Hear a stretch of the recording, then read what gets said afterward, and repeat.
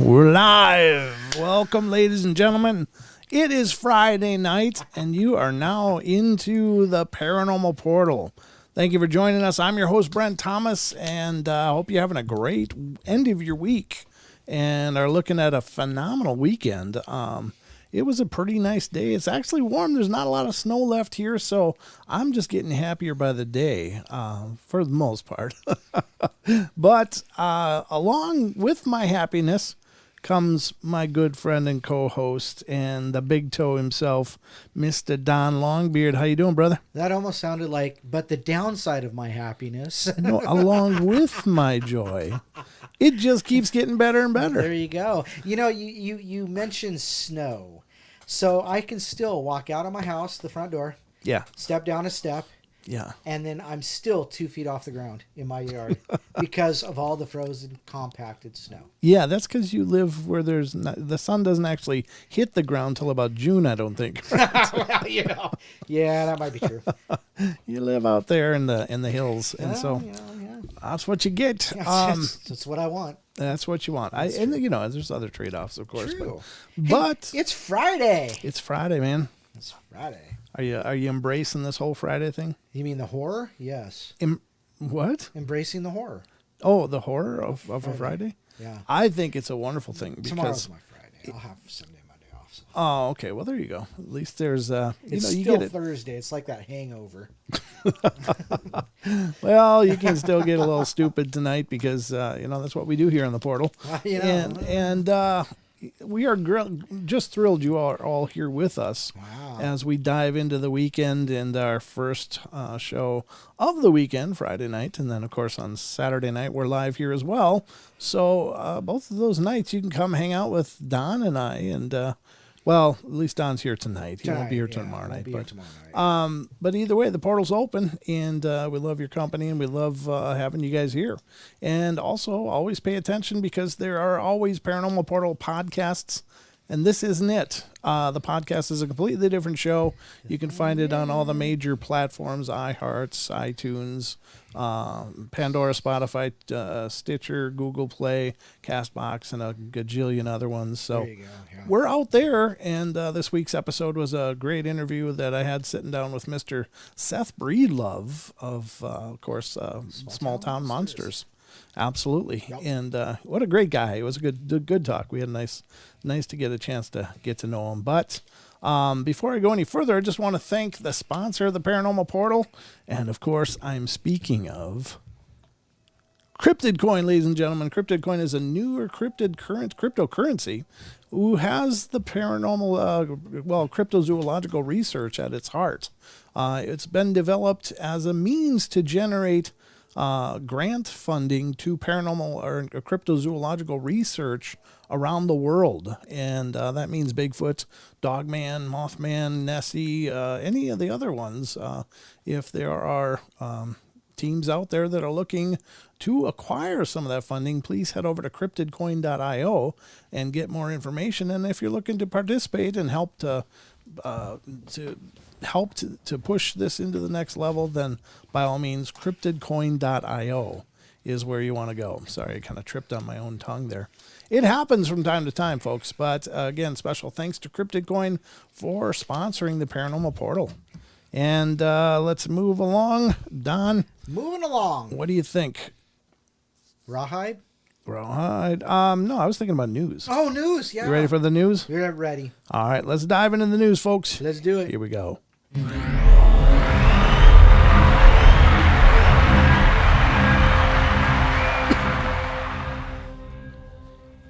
All right, ladies and gentlemen, welcome to the Paranormal Portal News Desk. And first off the news, Portal Mom says hi, honeys, and gives you all her love. She's out there listening, and that's always, it's kind of a beautiful thing, right? Yes. Portal Mom says hi. All right, let's get to some of this news that I've acquired for your listening and viewing pleasure. Yes. And hopefully you'll be pleased with... What does that say? Oh, no, you didn't.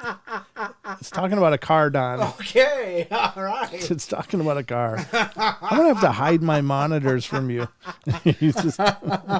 You always take it to a whole different wrong level. You got to start the show off right? Oh, well, there you go, Start off on folks. a high note, see how low you can get it. Yeah, but you like get a race to the gutter sometimes. Like, ooh, ooh, ooh. All right, and what Don's chuckling about, of course, is this article from unexplained-mysteries.com. It is... Wait for it. This gargantuan 21-foot Hummer is just ridiculous. Yes, it is. Jesus. Can't take you anywhere. My goodness. Look at the size of that. Now, those of you that are listening, unfortunately, you won't be able to see this, but I'll put a link to the article in the chat over here on TFR. So the one in the front is a cheap Hummer. Yeah, usually it's like a child's toy and then the actual car, but it's like a scale up from that. So this is like a 21-foot Hummer that was built. And God, I'd hate to buy gas for that. Mm-hmm. Okay, so it says, as if a regular Hummer isn't big enough, the Hummer H1 X3 makes all the other cars look like small models. What do you do when even the Hummer H1 is too small for your needs?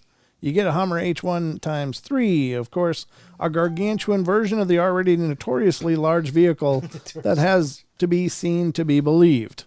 Measuring a ridiculous 6.6 meters in height and 14 meters in length, the X3 is one of the largest street-legal vehicles in the world. Street legal? Well, Where are you going to find a lane wide enough for that? I don't know. And by far the largest Hummer in existence. It is owned by Sheikh Hamad bin Hamdan Okay, so Al Nahyan. it's street legal in the Middle East. Yeah, maybe it's just desert where you don't need a lane, you just kind of go. One of the world's most eccentric car owners. Wow. Think? I wonder what that put him back. I mean, I don't how know. much does that cost? Because you know that everything was custom built on that. It's not like they could go grab parts off the shelf. Textual descriptions of this mammoth car just don't do it justice. Check out the photograph above or the video below. There are simply no words to describe how ludicrously large this car is. Yes. Oof. As you can imagine, maneuvering such a beast is no easy task, nor is powering it. Each of the 4 enormous wheels has its own dedicated industrial diesel engine. Wow. There's also the small matter of road space. Yep. Thank you. And the X3 is so large that it takes up both sides of a regular 2-lane carriageway, Yep. making it a rather impractical way to drive to the local supermarket. Yes. All things considered, it's difficult to believe that this thing even exists at all. Right now, it's like $2,000 just to fire that sucker out. It's got each wheel has its own dedicated diesel engine. Yeah, that's just a whole lot. This is what happens when one person has way too much money. Yeah. I mean, what should we do? Should we help feed hungry people? No, I No, want a big Hummer. Hummer car. And then he goes, Yeah. Yeah, so this is what happens when you got more money than sense, I think. I wonder what somebody in the driving seat would look like. A little Chucky doll up there. Just a little toddler, like sitting on the phone books or something. No doubt, yeah. That's crazy. There you go, folks. Wow. Is it actually supernatural or paranormal? No, but it's definitely not normal. It's definitely not. That's weird. There you go. That's incredible. 21 foot with a Hummer. 20. That's a huge Hummer. All right, let's go to the next article that I've pulled up for your viewing, listening pleasure. Sweet. And this one is coming from, of all places, NASA. NASA. Yep. All right, and NASA has to say, according to unexplained-mysteries.com, NASA set to roll world's largest rocket out to the launch pad. Wow. The world's largest, Don. Wow. Because bigger's better, apparently. That's kind of the theme tonight, apparently. so, yeah.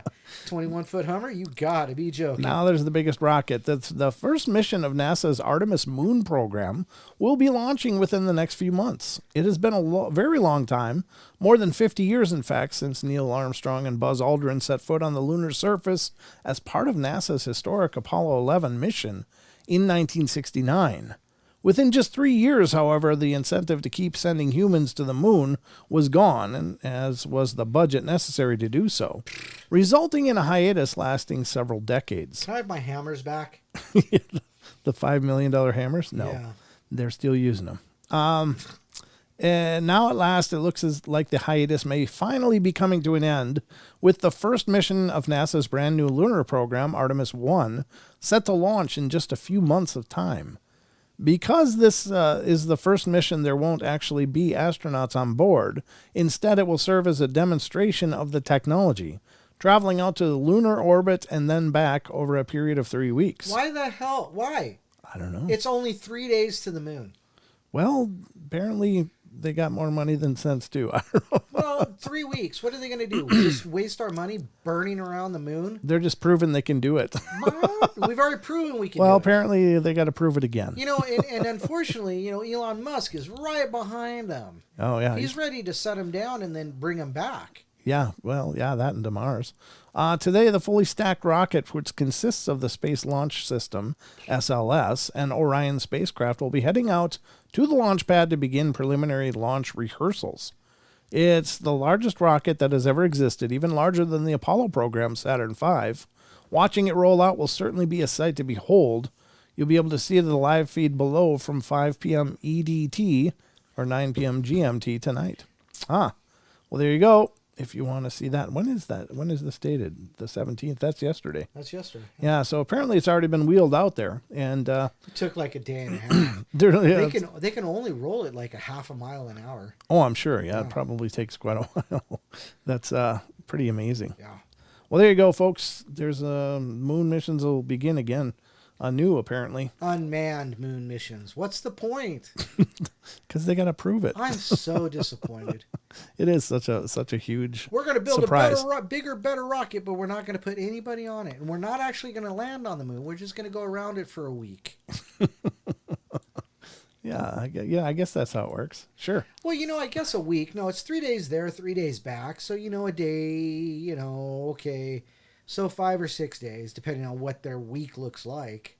Sure. So, whatever. Looks like now I'm starting to cut NASA slack. What the hell is wrong with me? I don't know. You're getting soft in your old age. I know, gosh. Here's the next article up from unexplained-mysteries.com. Many prehistoric cave paintings were made by children. Really? That was their crayons and coloring book. Surprised me not, because my kids still draw on the dang walls. Well, someday that might be worth something, Don. Yeah, well, not if the house is burned down. Well, they'll just take pieces of your wall and put them in a museum. Yeah.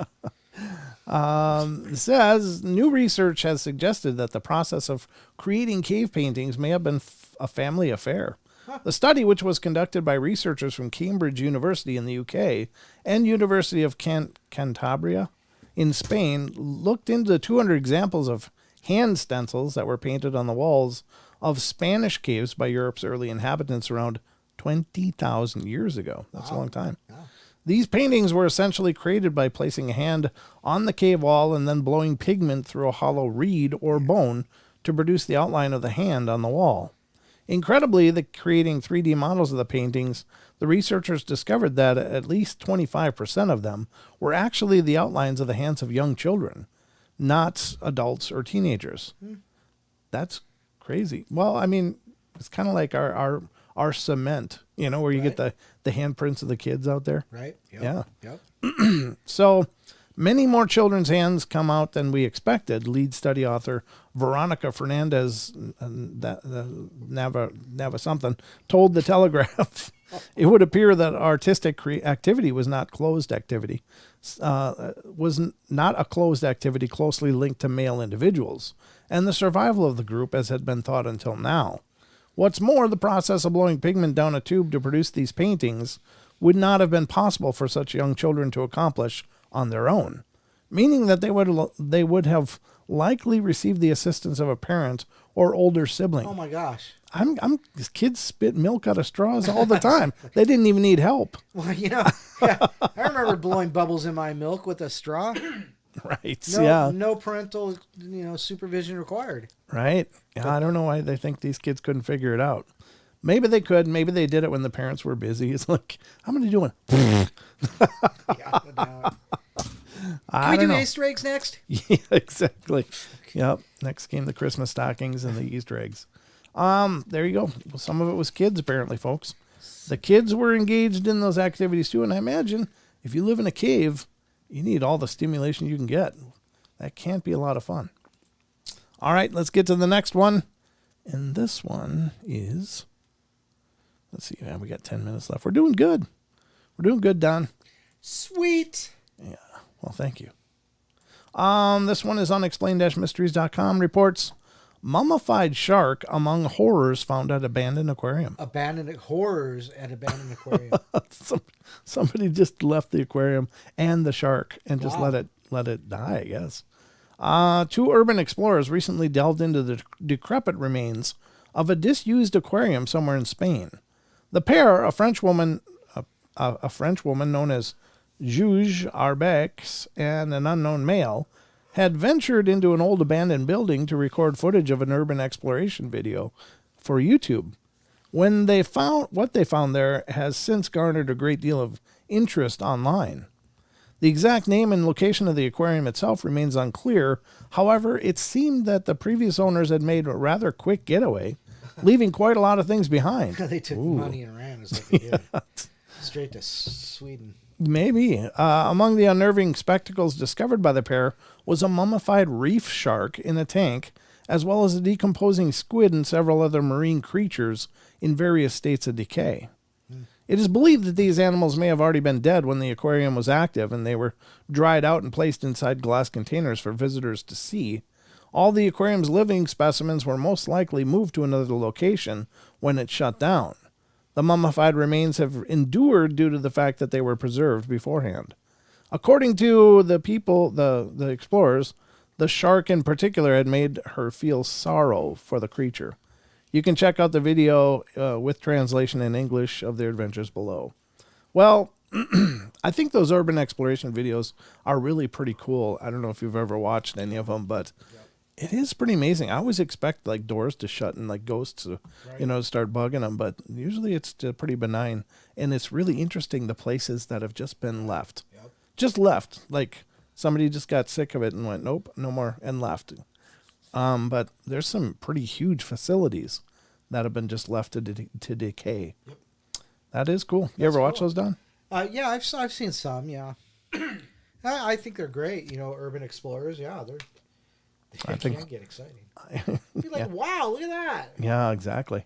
It's kind of like Tony. If you ever watch the confessionals on his YouTube channel, he did like an urban exploration into this. I don't know, it's some industrial park that's just abandoned. And when he was there, it was like he would like duck and cover because these cycles were riding around. And he didn't want to get spotted. Right. So it was kind of a cliffhanger. I was watching it go, ooh, geez, stay down. But yeah, very cool. Apparently there's mummified sharks. Mummified shark. Who'd have thought? Well, not me. I would have never thought of that.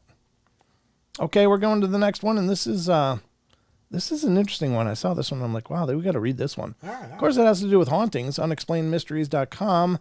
Wingate's Grove, the UK's most haunted street. And there's apparently quite a legend about this over there. One street in Bolton, England is so haunted that new residents are required to sign a waiver before moving there. What? That's what it says. I don't know.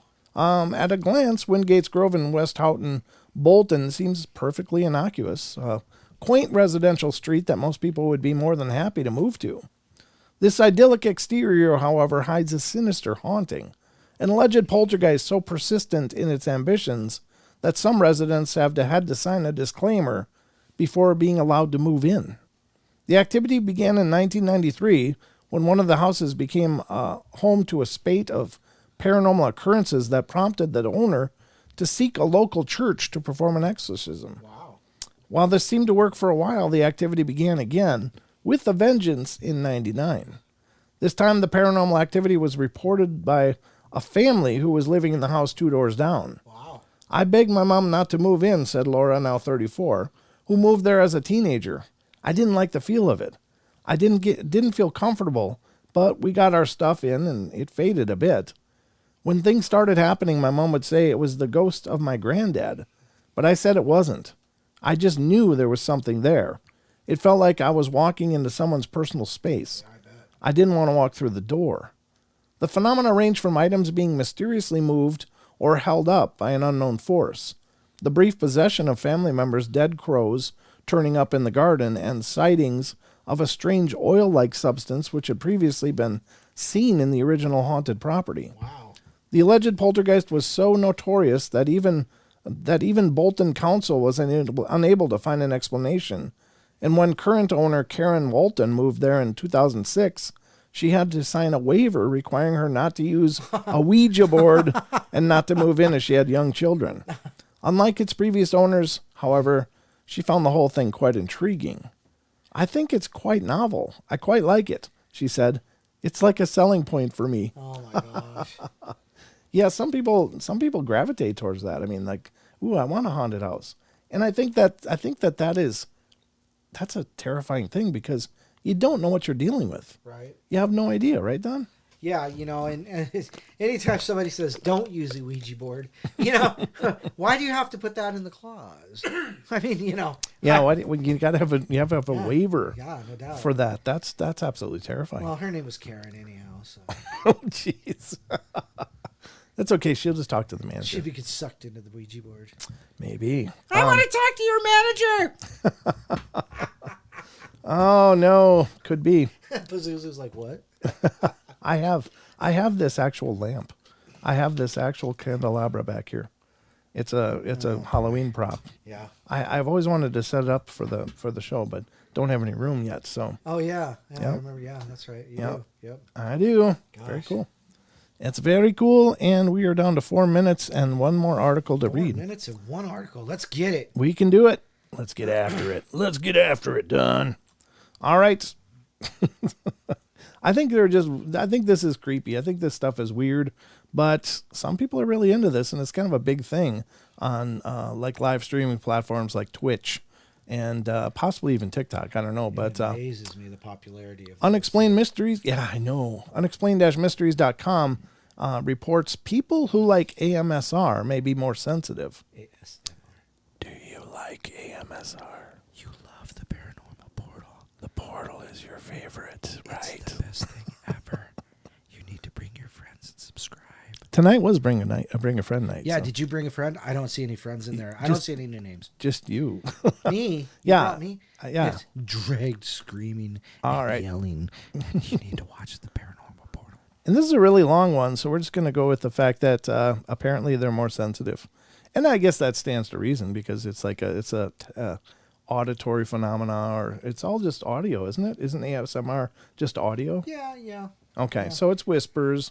And there is something kind of cool about a whisper, I guess, if you're just kicking back. Like, it can be There's people who, do like, they have like crepe paper and they crinkle it up. Oh, God, really? Just the dulcet sounds. Huh. Well. Of Dawn's lovely voice. Whispering at your ear. Okay, stop it. At 3 a.m. in the morning. The witching. Oh, look at what happened. Sorry. Gee, don't know what the technical difficulty there. Yeah. You lost your mic for a second. Yeah. I think we're back okay now, right? Whatever you say. Well, this isn't the ASMR portal. But I think this stuff is mostly creepy, to be honest with you. And if you ever watch those streamers that do it, like they even have microphones that are shaped like an ear. And so it records the sound of them like leaning into the ear and then rubbing against it and the sound their skin makes and stuff. It's like, ooh, that's really weird. But I guess it's a thing. Somebody in the microphone business made a killing on that, though. Let's make one shaped like an ear.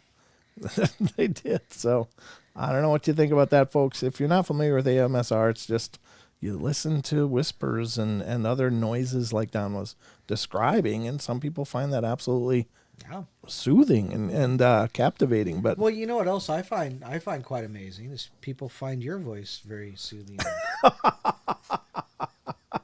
They say all the time, I fell asleep. You guys are so relaxing to listen to. Well, you find that amazing. You are, You've heard my voice for too many years. That's probably why. It's probably just because of me. Because of you?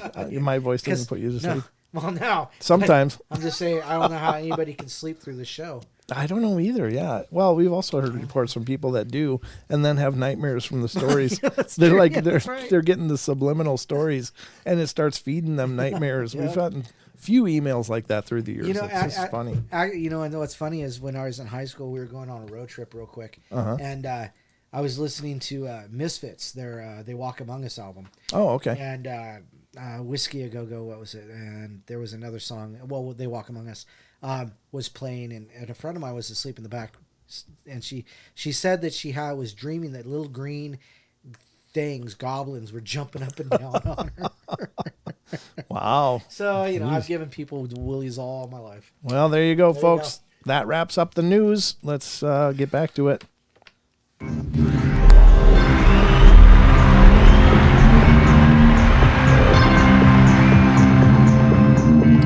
All right, folks, that brings us to the break. So we're going to take a break. We'll be right back in just a couple minutes. Don't go away. Don't go away. Don't.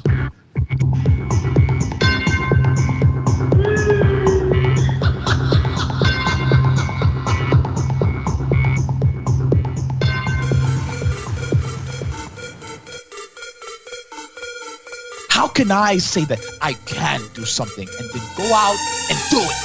To the people that are watching, in your life right now, think about this. There's something that you want to do. There is something that you have told.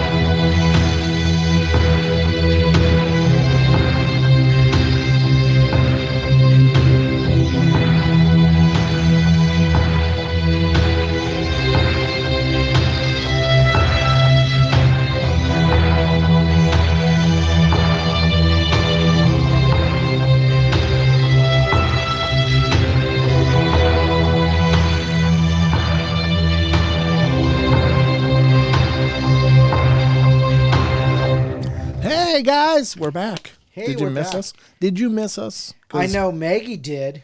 Maggie did? Yeah. Maggie, yeah. Oh, we missed you too, Maggie. Yeah, well, she sat around with Cade and Dean and Gary and Buck and for What? 4 hours last night. What? So they must have been sitting around drinking Fostas and getting How totally come I'm smashed. only hearing about this now? Yeah, All right. Well, you it's all that Foster's you drank. it's so Australian for beer. No, it's not. We're going to lose our Australian card. They're going to pull our Australian card. Honorary Australian card. Yeah, we're going to lose it. We don't think Foster's is Australian for beer. It's just the only beer advertisement I know. Don's dying over there. Turns out you shouldn't breathe water or send it through your nose. I'm not advancing. Getting back to those cave paintings, maybe that is important to have supervision. Yeah, well, you know. All right. Oh, we'll get you through it, Don. Goodness. Everything in its time. In its time. Every little thing gonna be all right. We hope so. But if it's Okay. not, we'll just still smile and work our way through it. Because that's what we do, folks. And we got a bunch more of the paranormal goodness you've grown to love. And remember, if anybody wants to call in, if you've got a paranormal situation of your own you'd like to share. Oh, Maggie. Awesome. Thank you so much. I guess we can look past this. Past it. I'll get over it. Yeah, we're okay now. Thank you, Maggie. Imagine how good we'd be with $5 more. I'm only joking. I'm only kidding. I'm just being a dick. Sorry. It's just it was easy. And so, but we have a phone line. If anybody wants to use it to talk about your own paranormal experiences, by all means, please call in and let us know what you've seen, what you've experienced, what's going on. And we'll be waiting to hear from you. The number is 720-923-0500. And 720-923-0500. That's how you get to us. Okay. All right, so we are going to get into some of this other lovely stuff that I've got pulled up. I think we'll start on this one because this one we were kind of looking through the other day, and it's got a whole bunch of things to go over. This is an article from Money Made, and You it's find a bunch of stuff from them. I know it's weird, and it's not what the site is. It's like an investing money site, but for some reason they put together this Reddit aggregate. And there's another one. I guess Factinate's another one that Right. Well, we yeah. use quite a bit. Yeah, you find all these things like nurses.com or something, you know. They've got nurses.com. That kind of sounded bad, didn't it? And not for this show, Don. I use that for the other show. 21-foot Hummer. Jesus. Oh my God. We're so gonna get demonetized. I didn't say anything. You sure didn't. But this is an article we were working through for another show, and it's from moneymade.com, and it's mysterious experiences. And we're on number 8, and this one's kind of interesting. Let me get it up on screen here so you can Go ahead. enjoy it with us. Hey, get it up there. Yeah, and then look at the title of this one. Yup. All right, number 8, Three's Company.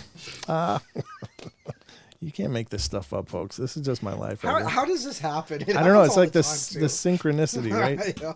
Yeah. My best friend, his boyfriend, and a third roommate of theirs were all living in an apartment together, a new apartment together.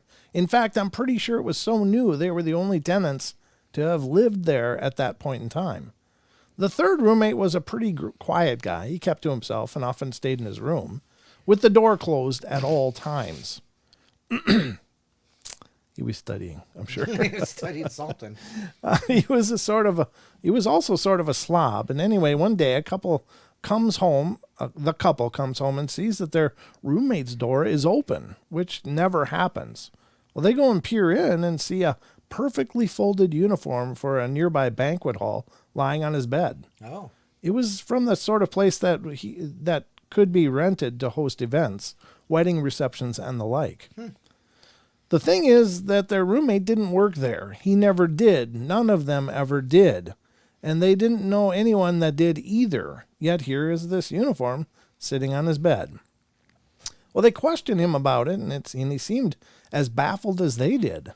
Fast forward a month or two, and one day my friend comes home to find the house completely empty. Well, he goes to the bathroom, and right there on the bathroom floor, he spots a lacy woman's garter belt. Really? The type worn on a wedding day. Oh. This is again strange because of the 3 men in the apartments, 2 were gay, and the other had no female contact.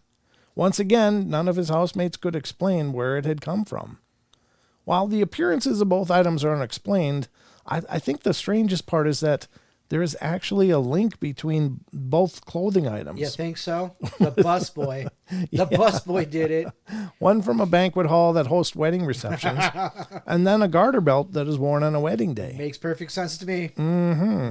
I'm pretty skeptical person, so when they told me all of this, I tried to come up with every logical solution that I could imagine.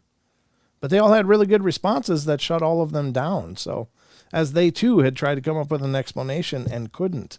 We still have no idea what happened. So that was by Crazy Kate Lady 420. It's just 2 items, right? And I don't know. That's weird. Well, it was a buster's uniform. Right. It didn't say it was just like the jacket or, And whatever. It's a uniform. It didn't say male or female That's either, true. so we don't know. Oh, well, that makes it even Right. better. Could be even more juicy. I don't know. Yes. I don't know. Very strange. All right. Number 9 is birds of a feather. My childhood home in Utah was right behind a farm with regular farm things, horses, chickens, goats, etc. Well, one day a peacock shows up out of nowhere and makes the farm and our backyard his own home. He cries and cries for weeks. And later, a peahen shows up. Oh, really? They have babies. The babies have babies. And loads of peafowl are suddenly all over our yard. They become part of everyday life. My chores were to feed the peafowl our cat food and scrape the poop off the deck every day. Nope. Well, this goes on for 8 years or so. And then just as suddenly as Peter the peacock and Petra the peahen had appeared, they all of a sudden disappeared one day. No one in the neighborhood had any idea where they came from or where they went. So they weren't crazy. They were actually there because the other people... Do you know how much noise a peahen makes? Oh, I can't imagine. Oh, my God, dude. Eesh. Oh, man. They're better just, braised. Broiled. With the light. They're like spit roasted. Yeah. Exactly. That was written by Fries and Burritos. No, I spit don't roast know. was the one before. Huh? Nothing. Oh. Well, I don't know if that could just be standard for, some wildlife. I mean, I had a family of foxes just kind of show up down where I lived in Minnesota. And it was really kind of cool. They'd come by. It was this one fox particularly. Right. But they had a whole brood of them. And they would just be sitting, right on the side of the road watching the car drive by. And I'd look at them and they'd be looking at me. And then the fox started showing up. And I got, it was really like almost tame. It was really cool. And I could feed him from my hand. Oh. Yeah, I mean, it would just come up and eat things. It was still a little skittish, like it didn't want to snuggle or anything, but he was just cool. And then one time I laid down in the yard to see what he'd do, and he'd come and nip my foot and then run around and then nip my foot like he was trying to play with me. Wow. Yeah, it was really a cool experience. But then suddenly again, it was just gone. So maybe that's just a natural thing. Maybe that's not unusual. I don't know. I don't claim to be any kind of biologist, so I don't know. Peter a peacock, though. That's seems redundant to me. Oh, jeez. All right, let's get to the next one, and this is bookworms. I worked at a public library, and I once scanned a guy's library card and then went to hand it back to him. He saw me start to hand it to him. Our hands were about a foot apart, and then suddenly the card was gone. It never made it into his hand. We were both totally confused. I looked under the computer desk and even in weird cracks, but we never found it. I still think about it. Apparently so. So that's a deport, right? Yeah. That sounds like his hand. Yeah, right out of his hand. It was slime. It was the ghost in the library. Right. I mean, think about it. Jeremy D. Hernandez wrote that one, but what the word apport or aport and deport, those are both terms used Well, an upport is when you're gifted or given something appears. Figure out why. Like, it could be a strange book just suddenly shows up in your house and nobody knows where the hell it came from. Or it could be bus uniforms and garter belts, which could be the other story. Now, a deport is when things disappear. Like your keys. Right. And people have found there was this one story that we read quite a while ago, but this family just moved into this house. And when they were in the attic, they found this old chest and didn't think anything of it. It was locked and they hadn't quite figured out, how to get it open. So it just remained in the attic, or at least in their house. And they never did open it, but suddenly things started disappearing. And they were kind of beside themselves, like, where are these things going? And one of which was just a cleaning rag that mom was just using. She had just wiped down a counter, set it down, and boom, it was gone. She just couldn't find it anywhere. When they did finally manage to open that chest, all the missing items were in there. Huh. And so this is kind of it is a behavior that's documented. I don't know if it's spiritual or some other esoteric thing going on, but it's incredible. And sometimes they find things like in old crawl spaces that nobody ever realized were there. Right. Like something took it and squirreled it away, Right. That kind of thing. So like a house elf or a house. right, exactly. Gnome, right. A domovoi. Like a domovoi, Yeah. sure. So, whether you believe in that stuff or not, it's up to you. But these stories have come up many times, and it's a strange phenomena. But this sounds like it could be a deport. He was just handing the card, boom, it's gone. Right. It doesn't exist anymore. Yep. So I think that's really, really curious. Sounds like the borrowers. Yeah. Oh, yeah, the borrowers. Absolutely. Very good point. Yep. Hey, did you know, just point of fact, did you know that gummy worms actually have more bones in them than real worms? It's one of those things. Since there's no bones in real worms, then yeah, that makes perfect sense. Because they're made from bone meal, right? Isn't that how they make They're made the from gelatin? Yeah, exactly. Yep. Yeah, very wild. Yep. It stands to reason. That's curious. All right, number 11, getting schooled. Just did. One step ahead. Or somewhere. When I was a freshman in high school, it was around November, and I was in English class. The teacher receives a phone call in the middle of class, and she picks it up. After being on the phone for around 15 seconds, she walks out of the class and never comes back. Oh. We got a substitute teacher that next day, and eventually the school hired a new teacher to replace her. Wow. To this day, I've never heard a definite explanation as to why she left. I've heard plenty of interesting rumors as to where she had been, but most likely the real reason will never be released to the students. As to why she left, the school administration will be the only ones to know. It's a mystery that I still often wonder about. I know what you did last summer. Was she a sleeper agent, do you suppose? No, I don't know. There you go. Quit your job or I'm going to tell. Yeah, Blackmail. Oh, sure. Could be. Could be something like that. Yep. But that was by Red Rums SOX lol. Okay. Red Rum Socks lol. Okay. And the next one, number 12, Rain Woman. When I was little, me and my babysitter were outside and it started to rain. My babysitter said, "Watch this," and walked out onto the road, and there were no cars coming. I still can't believe what I saw her do. She lifted her arms to form a T shape, and it started to rain heavier. Then she put them down, and the rain slowed down. She put them back up, and it poured again. I'm sure there's a valid explanation, but for now, I'm still baffled. That's by Lulz KE.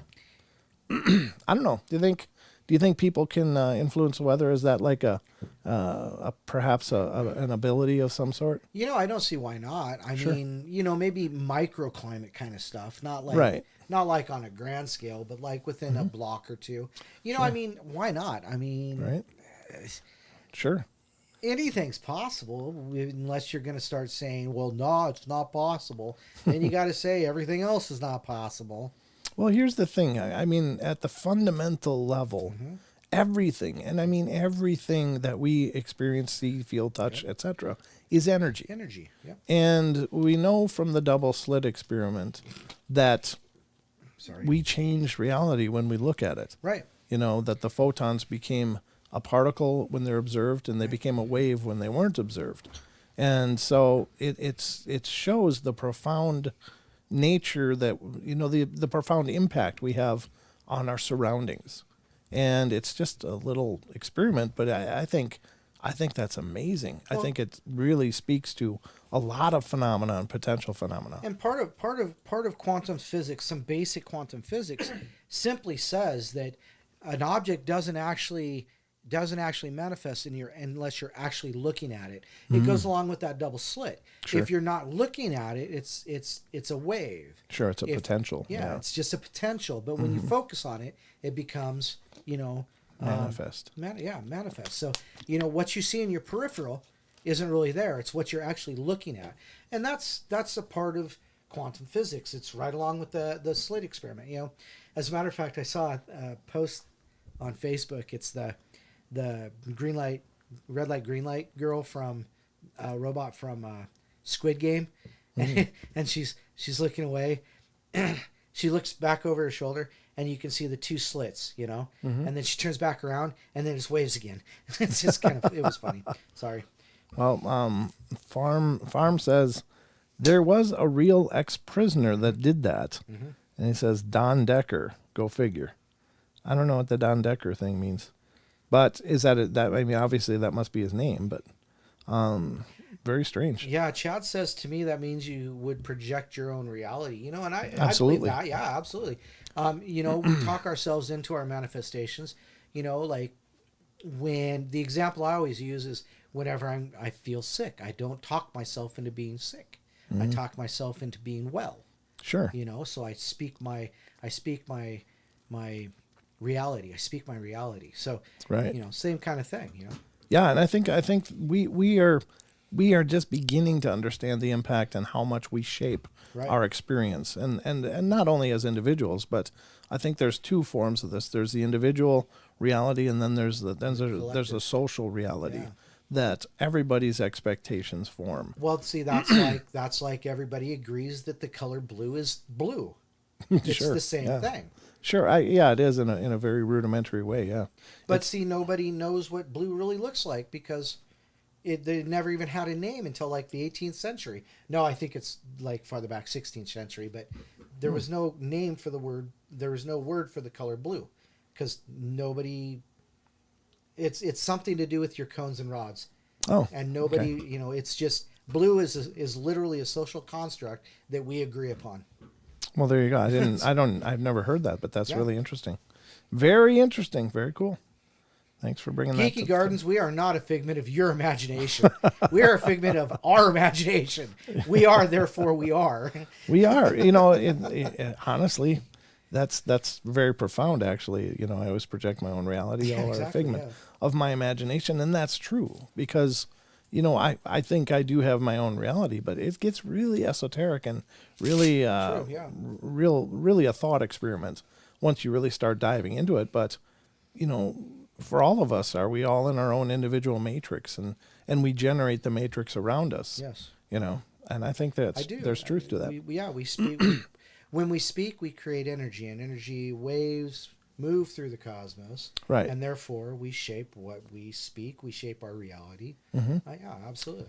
So, in essence, then, nothing actually moves. It's just the energy. It's the perception. The what is it? The knowledge or the information that moves. Yeah.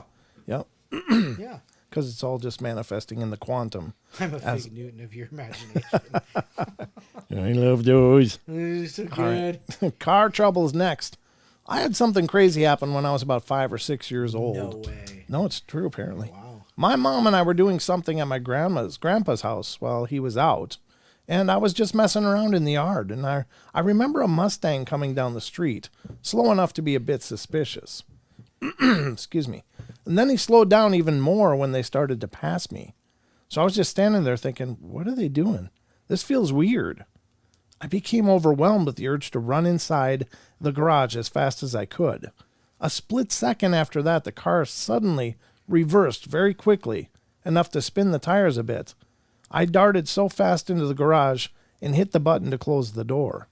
I thought maybe I was just overreacting, but I was about to learn how wrong I was. As soon as the door closed, someone tried to kick it in. They left a huge dent and messed it up a little bit. Afterward, I was freaking out trying to tell my mom what happened, but I think she thought I was being high-strung or something. It was the eeriest feeling I ever had. I haven't thought about it in a long time, and I'm getting that gut feeling / dread of something is definitely not right here, just thinking about it. That was by Kentastic. That is creepy because, of course, children do get taken. Yeah. Oh, thank God their intuition kicked in. Yeah. That's horrible. Ugh. Well, anymore, you're scared to let your kids, ride the bike to I know. school, Yeah. And school's 3 blocks away, It's Yep. and then you think, well, if there's, a pack of kids going down the road, it'll be okay. Yeah. But geez, it's a scary thing. Not alone. Yeah. Don't go alone. Can hardly go anywhere alone anymore. Dang it. Let's go to the next one. Say hello to my little friend. My fiance and I came back to our apartment after being away all day. We get in, drop our bags, and get settled. I walked into the kitchen, and there on my countertop was a picture of a random girl. Whoops. It was like a senior portrait with the name Brandy on it. Huh. My fiance and I don't know anyone named Brandy. I remember unlocking the door, so I know the door was locked, and nothing else seemed out of sorts. Sorry, hold on. Some people assume it was probably our landlord or building maintenance, people who left the photo behind, but we lived in that building for 4 years and had a great relationship with the front office and maintenance staff. We even took the photo down to show them and asked if anyone was in our apartment that day, and no one knows who she is, and no one was in the apartment for any reason. We knew it probably wasn't them anyway, as they were required to give us 24 hours notice before coming into the apartment. It's possible that it was stuck to a grocery bag or something like that, but who knows? A little mystery in life never hurt anyone. It was just a wallet-sized photo, so naturally, I framed it, and now Brandy's an unofficial member of our family. Brandy, if you're out there, we love you. Come visit.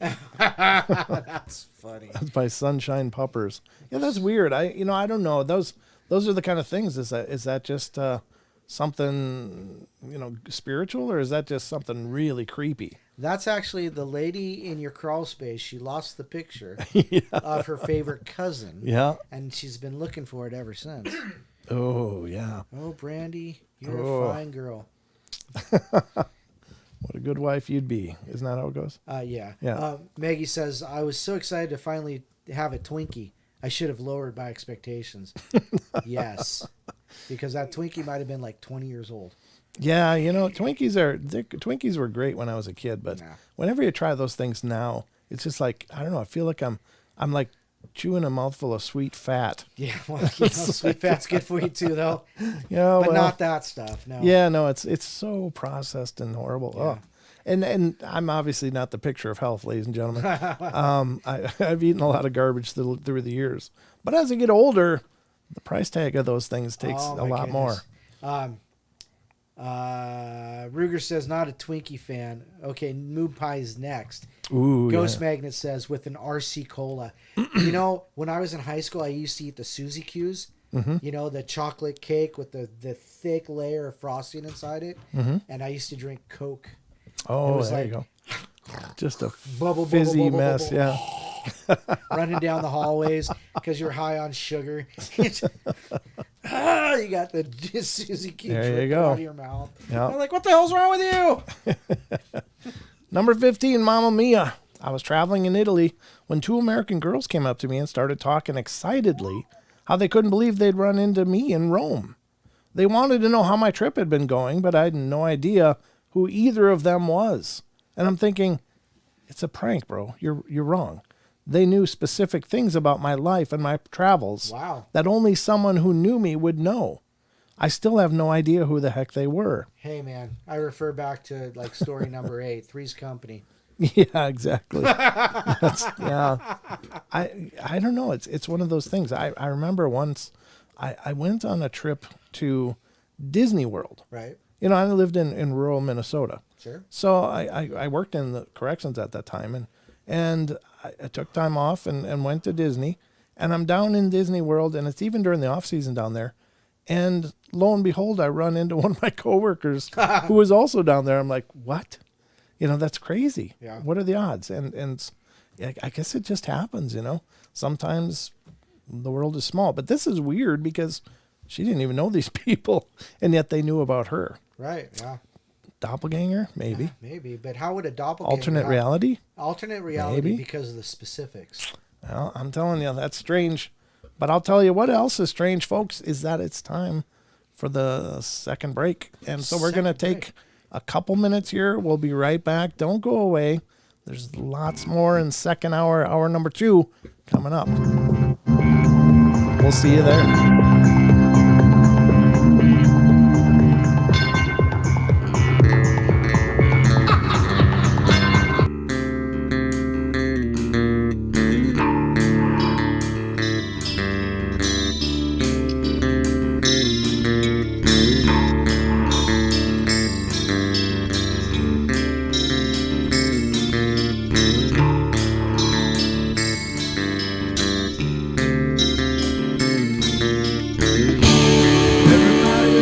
Play their games. Everybody loves to place their bets.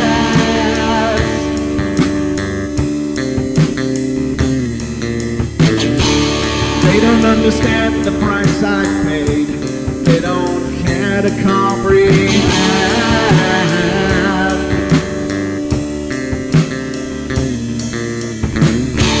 Trace their lines upon my body, dripping scars across my heart.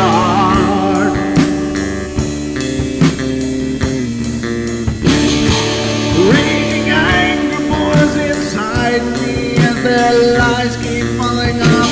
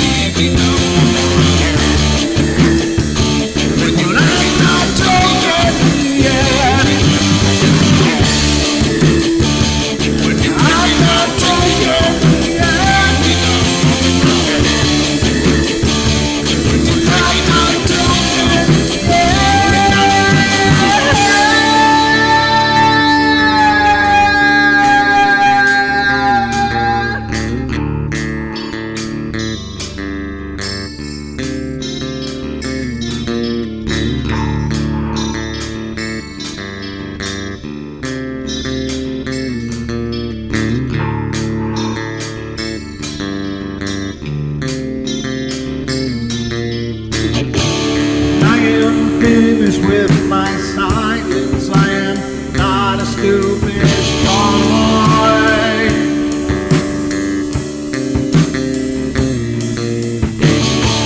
No more breaking me with kindness, just you dance upon my joy.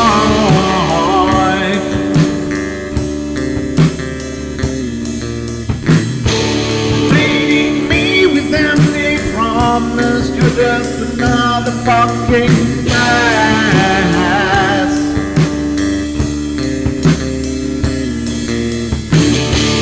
Taking off the slice of my sanity, just make sure that you're well fed.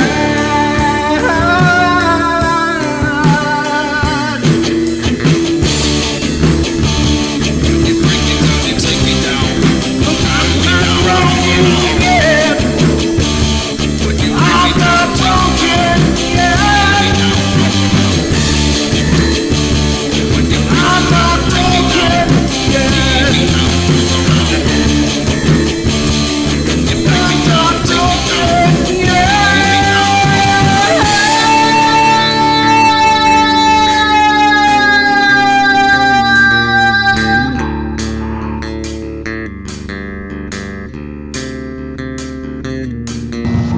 They linger in a perpetual dream state, a nightmare from which they cannot wake.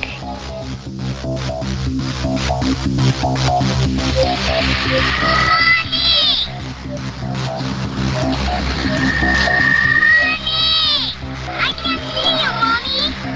Where are you? I've never sensed anything like it.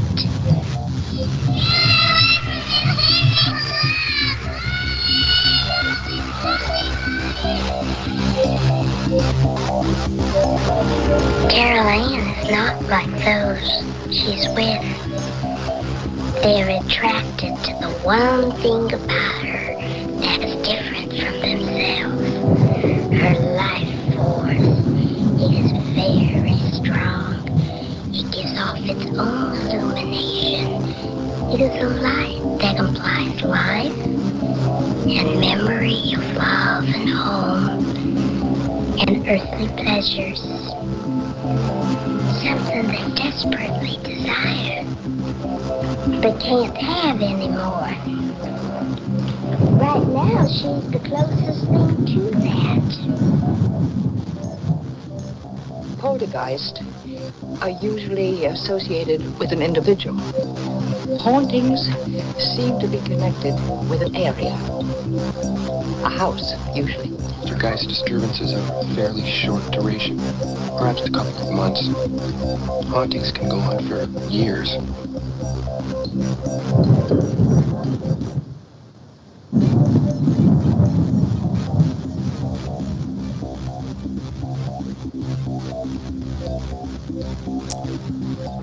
All right, folks, we are into hour number 2 here on the Paranormal Portal on this fine Friday night. So we hope you are being thoroughly entertained. If not, there might be something wrong with you. Or with us, but we're pretty sure about that. No, it's not us. No, it's not us. It's really definitely them. Okay. Them, Yeah, that makes sense. Them. All right, folks, and as always, again, special thanks for the super chats. That was awesome, and just so you know, there's many ways to support us here on the portal. Of course, the super chats are always available on our YouTube stream, as well as PayPal, which is you can go to paypal.me/paranormalportal, and you can donate that way, or you can go over to teespring.com. and check out our Paranormal Portal gear, and that's awesome as well. But, some things are tight for a lot of us.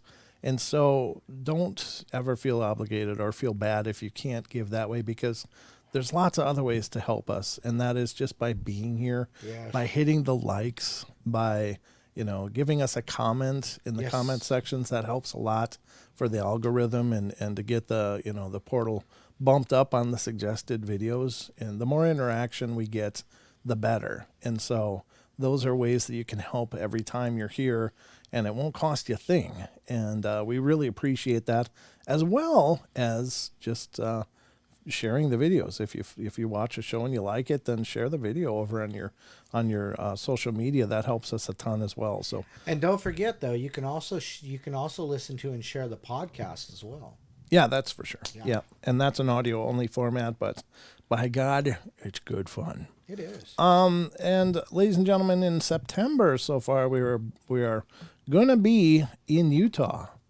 We're going to be at Phenomicon, ladies and gentlemen. We're going to Phenomicon, and this is an event that's being done in Vernal, Utah, and this is September 8th through the 11th of 2022, and there's some amazing things going on there. There's some amazing speakers, as you can see, for those of you on YouTube. For those of you that aren't on YouTube, April Slaughter will be there, Dr. Jeff Meldrum, Greg Lawson, James Keenan, Russell Accord. Ooh. Yeah, Russell Accord, James Vieira. Now there's who I want to see, Jim Vieira. Stacy Brown will be there. Yep. What is this? Bryant Dragon Arnold. He'll be there. Thomas Winterton, Dr. Travis Taylor, Caleb Bench, and just a whole host of other speakers.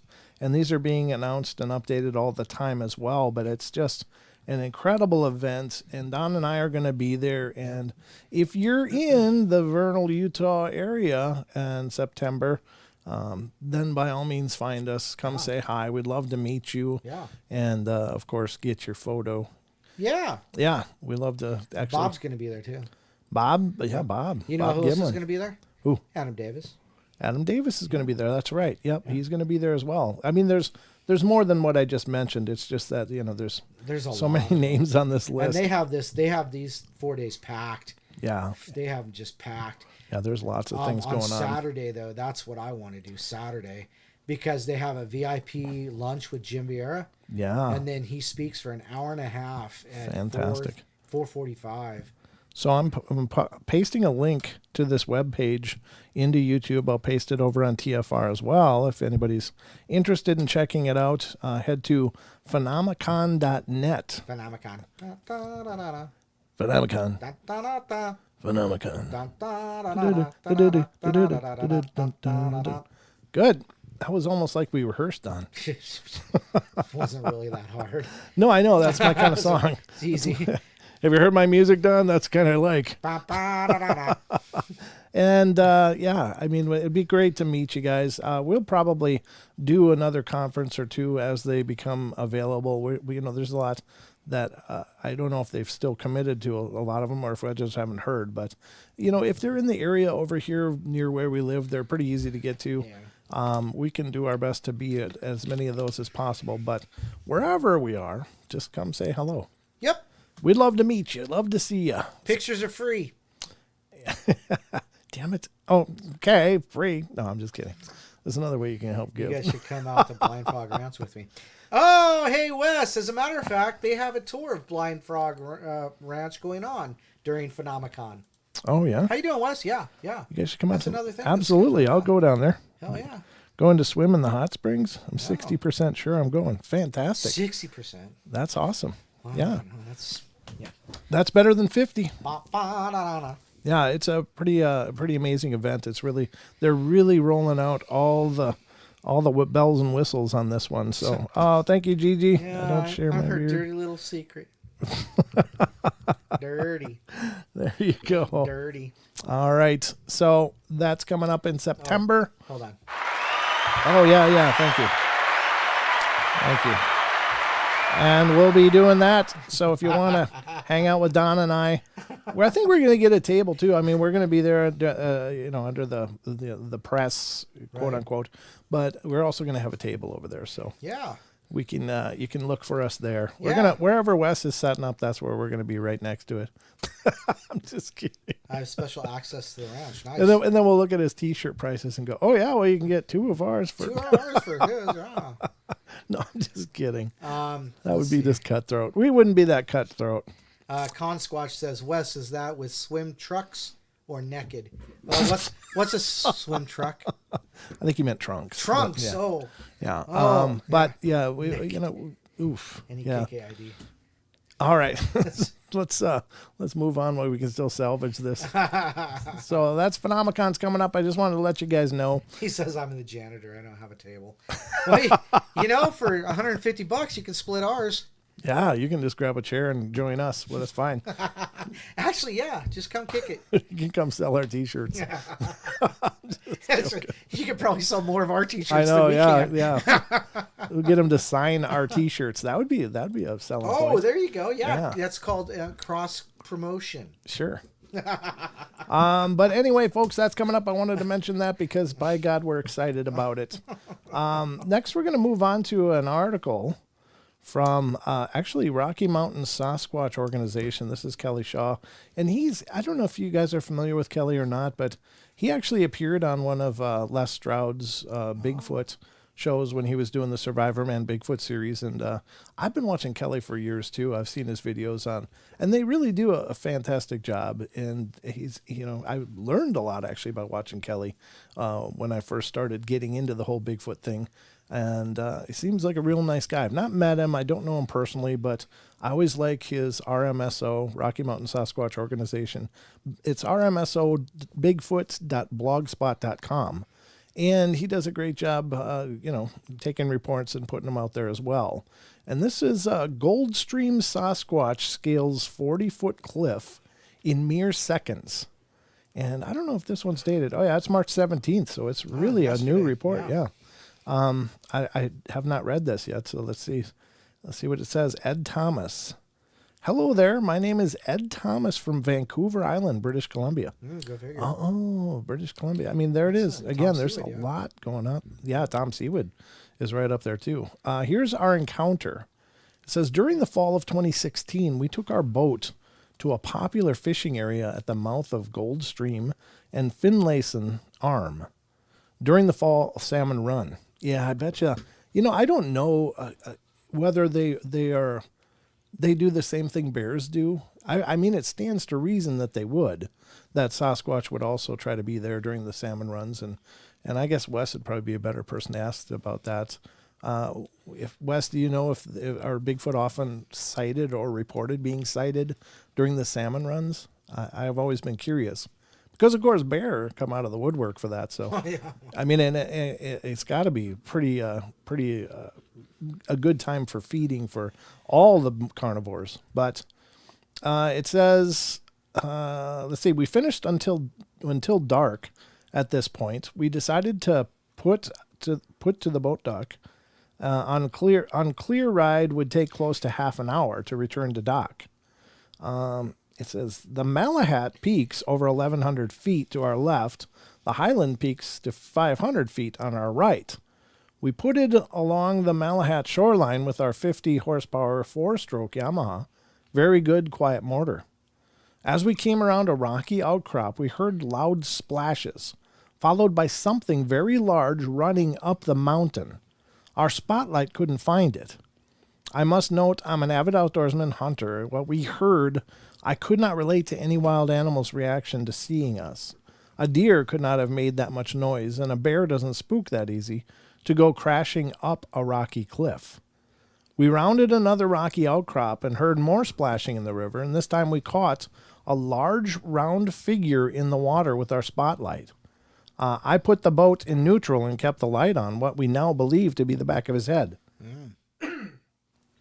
With the tide moving, I had to keep adjusting the boat. After a couple of minutes, we hear big splashes to the right of the figure in the water, and I panned my light but couldn't see anything. Quickly put the light back on the figure we could see, and then more splashes from the left. I quickly panned the light and could not see anything to the left either. Wow. We watched the figure in the water for maybe 20 minutes, and we could see it moving, but trying really hard not to. Then something unreal happened. I believe it took a mouthful of water and kind of choked on it. And that's exactly the sound we heard, like a human took too much liquid and gurgled it. Sounds like me learning water skiing on Lake Pepin. Yeah, no doubt. I spent more time getting drugged like a fishing lure than I did on a skis. I'm just saying, it was kind of traumatic in my youth. At that point, the figure's arms came up out of the water and started slamming its arms and hands on the water. It gave up trying to hide and stumbled to shore where it fell in a heap.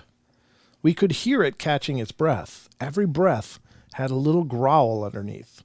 After a few minutes, it got up and went up a huge rock wall like nothing and disappeared. Yeah, that's not a guy in a suit. I believe we encountered at least 4 that night. Wow. Being in a boat, I did not want to get too close as I heard of rock throwing, so played it safe, staying a good distance from shore. My wife and I know what we seen that night. We'll never forget listening to it, catching its breath, laying on shore. Feel free to use my name when you share this. Hope everyone enjoys this encounter we shared. Yeah, that's incredible. I think that's absolutely fascinating. So, in response to your question, Wes from Mr. West from Sasquatch Chronicles says, in my researcher voice, well, the type 2 eat fish, while the type 3 do not enjoy fish. Well, that's good to know. At least we know that much about them, that we got it narrowed down to their specific diets. No, it stands to reason. I mean, of course they eat. They seem to be opportunivores, like they just eat. Isn't that what you said? Isn't that the word you used? Opportunivores. Yeah, exactly. They'll eat bark. They'll eat tree bark if they have to. Rachel says type 3 is obviously a Pisces. They don't eat their own. That's what the one in my basement says. I thought it for sure it would be Wes to have one in his basement. Yeah. So yeah, exactly. Because everybody does. Of course. There's another addendum here. Oh. He says he believes it was well over 8 feet tall. Wow. I guess 3.5 to 4 feet at the shoulders. Wow. Yeah. Hard to guess a weight. They didn't get a good profile view of it. It was huge. The wall it climbed after catching its breath had to be over 40 feet, and it scaled that in mere seconds. Right. Yeah, I bet they're so adept in whatever. And getting the hell out. Yeah, they are so good at it. And I've seen video of black bears going up a sheer wall in their cubs, And I was amazed by that. I never thought I'd see that in a million years, but there it was on video. And a mama bear and 2 cubs were just going up this sheer wall. So, I mean, if black bear can do it, no doubt a Squatch could.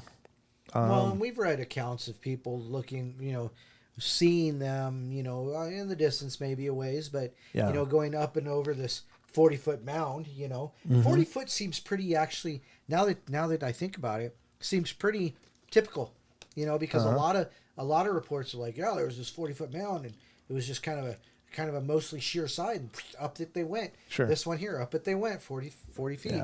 Yeah. So 40 feet sounds, has got a reoccurring.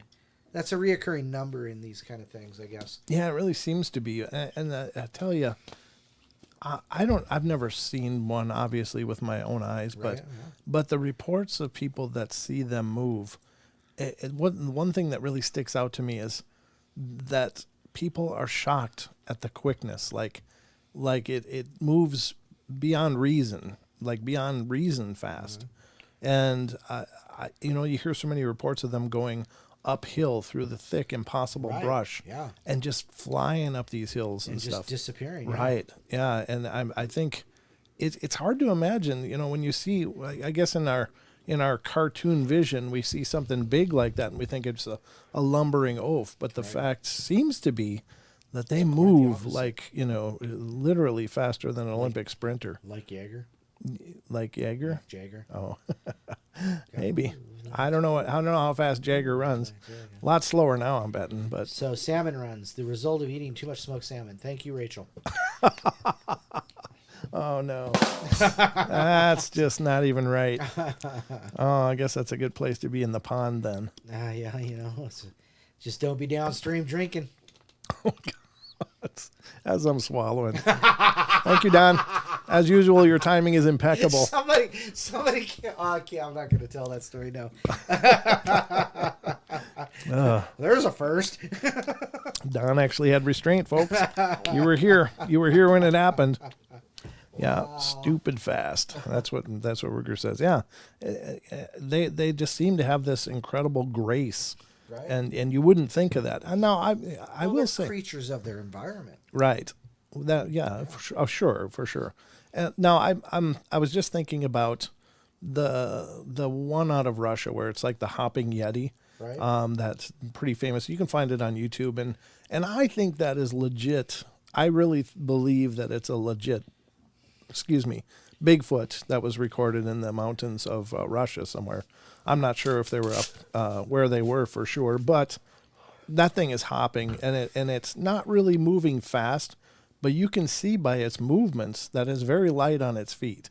Like it was kind of hopping through this clearing, and I don't know. I don't know if I would say it looked like it was afraid. It just looked like it was going to get out of there, and probably we have no idea what kind of terrain it covered in that, but I don't think it was hopping for just the hell of it. I think it was hopping because it was jumping over stuff as it went. Right, yeah, like trees. Right, like there was probably all kinds of down trees over there because it was kind of a clearing area that either had some a storm come through and blow down a bunch of trees at one point. Sure. But it's hopping because it needs to. And then the one when it's most far off, just about to disappear over the rise, it jumps and it puts its arms out, and you can just see the length on those arms, and it's like, that's too long. To me, it just seems way too long. I'm really blown away by that. Oh, love to you too, Seven Pearls. Good to see you. But I think these are fascinating, and go check out rmsobigfoot.blogspot.com. Does a good job over there. All right, let me do this because I got to pull up some reports from Phantoms and Monsters coming next. This one is, let's see, should I do this one first? Yeah, I guess so. I think, did I do it twice? Hold on. No. Okay. No, we're good. All right. So the first one is a report from phantomsandmonsters.com. Again, Lon Strickler's site. Check it out. He's doing great things over there too. So support these sites. I think that's the big takeaway. Huh. What? Well, spectral elitism in new name in the chat that I see. Maybe the way it moves and the speed it moves indicates that it's not it's not being a natural animal. No, I have to say, that no, I believe it's flesh and blood. I believe Squatches are flesh and blood. They might have some strange dimensional thing going on, maybe, but no, I think it's a natural animal that can move, well, fairly nicely. Yeah, apparently so. Well, he's just saying it's not a. Well, it's hard to understand for sure what you mean by natural animal. Do you mean that it's above, like a above the norm kind of animal? Or are you saying that it's not of this planet? Or are you saying it's possibly something else? I mean, there's lots of schools of thought, and I would have to agree with what Don says. The thing is that they're seen eating. They apparently defecate. They leave footprints and hair. So they are a physical being. Right. But what are they exactly? I don't know. Now, here's the other takeaway of this. And TV shows are made about these kind of phenomena, and I'm talking about human phenomena. People sometimes do extraordinary things that are well beyond what we accept as the established norms. Right. People rolling cars over when, to free a loved one or something. There was one guy who was his buddy was in a helicopter crash, and it was like crashed upside down in a ditch. And this guy went up and lifted the front end of this helicopter out of the water so his buddy could be rescued and pulled to safety. Right. And so people have these breakthroughs of physical ability that are well beyond the established norms. So does that suggest that we are also capable of so much more, but we just haven't cracked that part of our genome open or whatever? I mean, we are obviously allegedly much stronger than we believe we are, because even people under the use of substances like PCP are much stronger than normal. Like they're throwing police officers around, with one arm and stuff. And that doesn't seem like it would be possible, but apparently it is. But something about that drug is bypassing something in our brains. So perhaps these Sasquatch or Bigfoot are just exhibiting their true potential. Like we're not exhibiting our own true potential, but they are exhibiting theirs. So I don't know. It's anybody's guess, but that's my 5 seconds on it. Spectral elitism says it may not be an animal of our laws of physics and reality. Shows it could be transdimensional, I guess. Yeah. Here's the thing.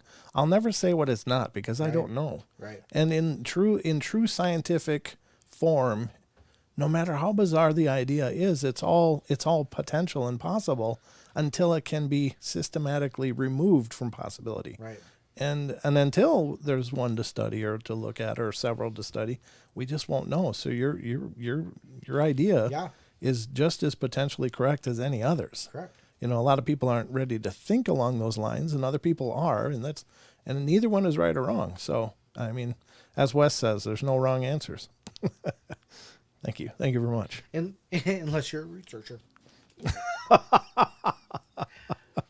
Well, there's all kinds of potential. Even those guys might be kind of right. Yeah, you have to consider all angles. You do, because we can't remove any of them, through true scientific method. So, in the true scientific method, all of those ideas are valid. So. And don't mention the fossil records, because we've recently talked about the fossil records as well, and that's just kind of a mishiva. But anyhow. Yeah. Well. We're actually down to a minute until the break. Wow. That just flew. Hey, did you know that today? Today is Transit Operator Appreciation Day. So Elaine says, so appreciate me, darn it. We do appreciate you. We love you, Elaine. I need somebody to drive the bus. I'm waiting for Podcaster Day. When the hell's that coming up? Yeah, no doubt. Yeah. I want my own day. There you go. No, I think that's great. Happy. Special mention to Paranormal Portal.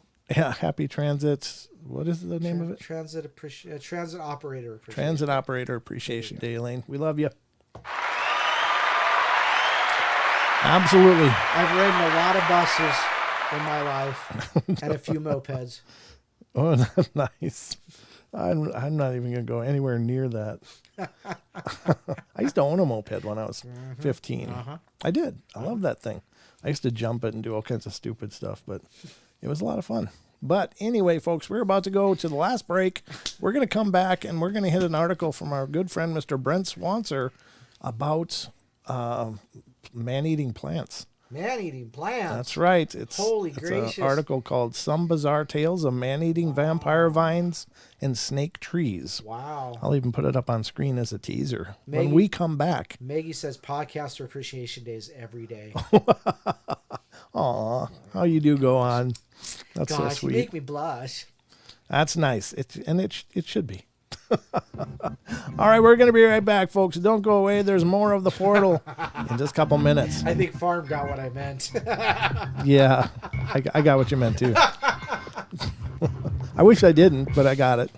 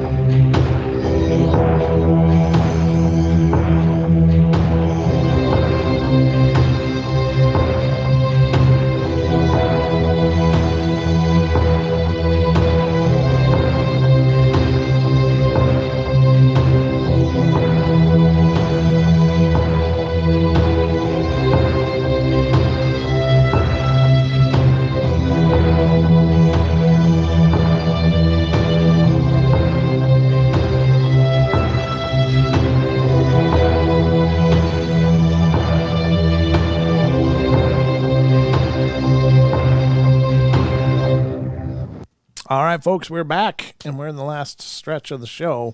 So if you've not been thoroughly entertained up until now, Just read the chat. Just read the chat. if the show isn't doing it for you, just read the chat.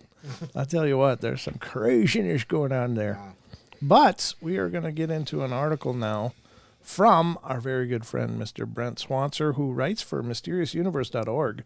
And fantastic guy, does amazing work. Yep. And he's long been one of my favorites as far as paranormal journalism for God, since I started the portal. I started stumbling into his work, and it was like, oh my God, I like this guy's work. Yep. So if you ever head over to mysteriousuniverse.org, definitely check out all of his work and all of the other amazing writers over there. Plethora. There's a bunch of really incredible authors over there. This one, however, is, I do want to mention. Oh no, Rachel has so got it wrong. Oh, okay. She says the only way to defeat the pineapple overlords is to put pineapple on pizza. You know, I like pineapple on pizza. What the hell is wrong with you? I don't know where the problem is. Well, first of all, it's a lovely bouquet of flavor and delight. Okay, Jim Gwynn pointed out that she's allergic to pineapple. Yeah. So am I, actually. Bromeliads in general, they are really bad for you. It still shocks me when you make words that big. It's like he doesn't think I know anything sometimes. Who are you and what have you done with Don? Are you a pod people? Is that a man-eating plant? Is there like you got a hive mind cooking? Gosh. Are you working on wireless right now? No, Don's very intelligent. I just like to razz him. Sweet and salty, always good. He's got this unassuming intellect, though. It just kind of comes at you. It's like, whoa. Yeah, it's like, holy crap, did he actually say something smart? Oh my God, that's way too many syllables for Don. He's pretty smart. You are pretty smart. There's no question. But we're going to get into this article, and you can find Brent Swancer on his group on Facebook, and it's Dark League Paranormal. It's a great group. A lot of fun people over there, and they have wonderful conversations. And you can find him posting his work on our group, which is Paranormal Portal Fans. And he and Lon both clip their articles and put them on the fans page. So if you're looking for Portal news and some great other reading, as well as some of you guys providing your own links on that site, that's really cool. Head over to Paranormal Portal Fans group page on Facebook. So this is an article that Mr. Swancer wrote as of March 14th of this year, and it is, again... Bromy lads. What? Thank you, D. Bromelads. Bromelads. Not bromeliads, bromelads. Oh, gotcha. Bromelads. Some bizarre tales of man-eating vampire vines and snake trees. Now, B movies since the dawn of B movies I've always been B movies. have done these things. Yeah. Of course, Little Shop of Horror, the Venus flytraps and Feed stuff. me, Seymour. Yeah, exactly. There's been legends of these things for quite a while in our pop culture, but are they based on some popular myths? I don't know, or possible realities. Let's check it out and see what he says. There are many strange beasts and creatures said to roam the unexplored wilds of our world. These undiscovered animals are called cryptids, and they are mysterious enough but it is not only animals that fall under this moniker. Sometimes there are plants or trees that have managed to stay hidden from our view, and some of the most spectacular of these are those that seem to move about and seek out prey. God, that's just creepy. There's long been accounts of predatory plants, and one of the most frightening of these must be a vampiric, blood-drinking vine said to dwell in the deepest swamps of Nicaragua. The vine is referred to by the natives as the devil's snare, and is described as being rather like an octopus in appearance. The plant was described by one naturalist by the name of Mr. Dunstan, who came face to face with its horrifying nature while spending 2 years studying the plants and animals of the region. In the account, Dunstan claims to have come across the plant while in a swamp region near Lake Nicaragua. Dunstan, who was collecting plant and insect specimens in the area, suddenly heard his dog let out a high-pitched whine of terror, pain, or both. Dunstan allegedly hurried to the source of the cries and found his dog enveloped by a network of rope-like roots and fibers. Sure. These fibers were of a dark, nearly black hue, and were covered with a thick gum that seemed to exude from some sort of pores. This gum was reportedly extremely adhesive and had a foul animal odor. The ensnared dog struggled with the fibrous network and was wailing as if in a great deal of pain. Aww. Once the startled Dunstan was able to recover from his gruesome sight, he tried desperately to cut the dog free with his knife, but found the vines to be surprisingly difficult to cut, and to his horror found that the plant's rope-like tendrils actively wrapped and curled themselves around his hands like sinuous fingers. Dunstan was able to extricate the animal only after an enormous amount of effort, and noticed that the grasping vines had left the skin on his hands red and blistered. He also noticed to his amazement that the dog was blood-stained and covered in spots that seemed puckered, as if they had been sucked. The dog, though still alive, was extremely disoriented and had difficulty walking. Yeah. Oof. There's a picture for those of you on YouTube can see. It's an artist's rendition of it, but yeah, that's horrible. The naturalist told the natives of his encounter, and they explained that the vine was well known and feared in the area, warning him to stay well away from it. Undaunted, Dunstan tried to collect more information on the bizarre vine, but found it to be very difficult to approach or handle. However, through his observations, he apparently deduced where the plant's remarkable suction abilities derived from and how it fed. He reported, "The plant's power of suction is contained within a number of infinitesimal mouths or little suckers, which, ordinarily closed, open for the reception of food. If the substance is animal, the blood is drawn off and the carcass or refuse then dropped, a lump of raw meat being thrown into it. In the short space of 5 minutes, the blood will be thoroughly drunk off and the mass thrown aside. Its voracity is almost beyond belief." Wow. Dunstan also described how the plant was extremely hard to get off once it latched on, and could only be pulled away with a great deal of effort and possibly lost skin, as it tried to actively hang on. He eventually gave up his studies of the vampire vine, and very little else is known about it. Another supposed predatory vine was also reported in 1852 from the impenetrable, uncharted rainforests of interior Africa. According to Beachcombing's Bizarre History blog, one newspaper report of the era describes the bizarre plant referred to as a vegetable serpent as follows. According to some Italian journals, a new organized being has been discovered in the interior of Africa, which seems to form an immediate link between vegetable and animal life. This singular production of nature has the shape of a spotted serpent. It drags itself along on the ground. Instead of a head, it has a flower shaped like a bell, which contains a viscous fluid or a liquid. Flies and other insects attracted by the smell of the juice enter into the flower and are caught by the adhesive matter. The flower then closes and remains shut until the prisoners are bruised and transformed into chyle. I don't know, CHYLE. The indigestible portions, such as the head and the wings, are thrown out by two aspiral openings. The vegetable serpent has a skin resembling leaves, a white and soft flesh, and instead of a bony skeleton, are cartilaginous frame filled with yellow marrow. The natives consider it a delicious food. Yeah. Wow. Chyle, a milky bodily fluid. Oh, okay. Okay.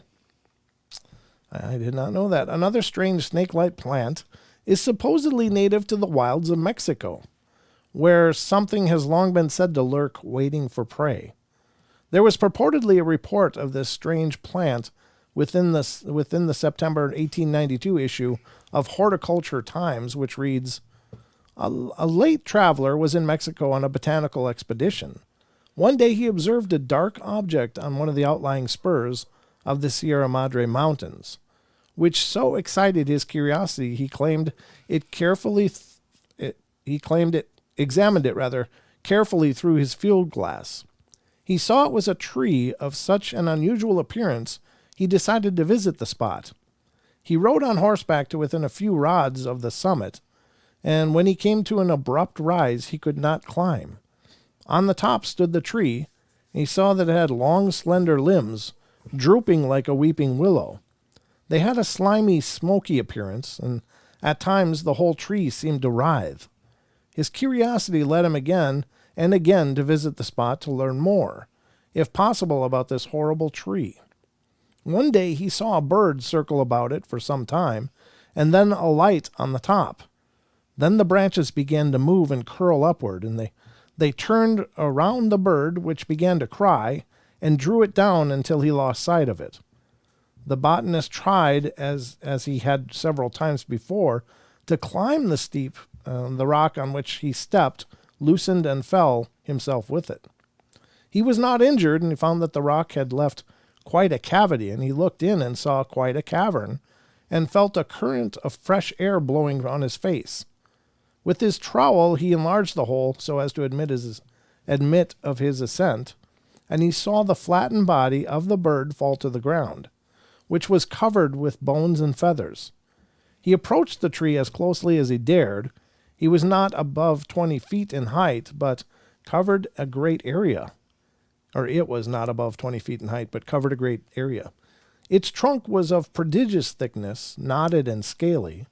From the top of this trunk, a few feet from the ground, its slimy branches curled upward and downward, nearly touching the ground with their tips.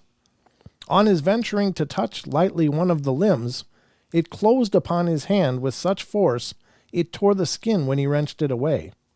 The next day he visited the tree carrying several chickens with which to feed it. The moment he tossed the fowls into the branches, they began to sway and to flip with a snaky motion. After they had become gorged, they were then perfectly quiet, and he ventured to approach and examine them closely. They were covered with suckers similar to those of the octopus. The blood of the fowls had been absorbed, leaving crimson stains on their surface. There was no foliage whatever on the tree. Is there anything to such tales? What is going on here? Are these merely lore and exaggerated accounts, or is there something more to it all? Are these man-eating plants out there in the wilds of our world, or are these just telltale curiosities? Is it even possible for plants to move and behave like this? Whatever the case may be, it is certainly a look into a very odd realm of undiscovered life forms. So here's something that occurred to me: is what if these really are almost like an anemone of the land, you know? Mm. In other words, they're not actually plants, but they look like plants. And so therefore they feed in maybe a more of a sluggish fashion, but are able to close in on prey as long as it's within its grasp. You know, what if there were something to that? Because it's hard to believe a plant just, getting up like an ant and going off to war. Well, there's been those videos of trees possibly moving recently. Maybe they're hitting again. Maybe it's a new cycle. But I've been seeing, people posting these videos from YouTube of, watch this tree as it moves through and it's like, doing this thing. It's waving back and forth and moving across. Really? Yeah. And then, of course, down in, I think it's down in Florida, they've got some kind of a bush or a tree that kind of grows on top of the soil. I don't exactly know, but it can move like meters a day. Really? Yeah. So that's what I understand. I've never been to Florida myself. It may just be a Florida man story, but you never know. Sure. So could be a drop bear. Drop bears, like a drop bear story. Yeah, exactly. The tourists. But is it possible? Well, there's been legends of these things for, a long time. It comes up in fairy tales and folklore. Whether there is merit to it or not, I mean, again, far be it for me to say, no, this is not possible. Right. So, Pharma, the toilet plant. He says, check out the toilet plant. I'll leave it to Farm. Farm might know. He is the plant guy. Let's see. Toilet plant. Let's see what we find here. Let's go to images. It looks like looks like this is not where I was going with this. Farm. That looks like a plant. They look a lot like toilets, but they are obviously plants. Is that a flower bed or? This is definitely. This is like a Minnesota planter in somebody's yard. Yeah. No, I'm just kidding.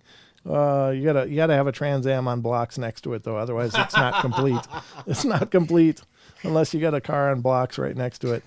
I don't think this is what we're talking about here, Farm, and I don't think this is what you were talking about either. I think oh, what the hell is this? Use of a pitcher plant for lemming. Oh. I don't know what the hell I'm looking at here. Well, Okay. pitcher plants are carnivorous plants. Oh, they're carnivorous plants. Oh, that's gross. Maybe that's what he's talking about, a pitcher plant. Those are, let's see if those, I mean, those are like a big Venus flytrap, right? Pitcher plant care. Okay, pitcher plant. Let's look that up.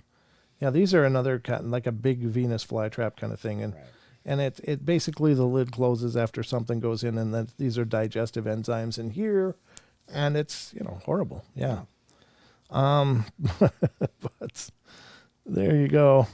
Yeah, there is precedent for there to be carnivorous plants.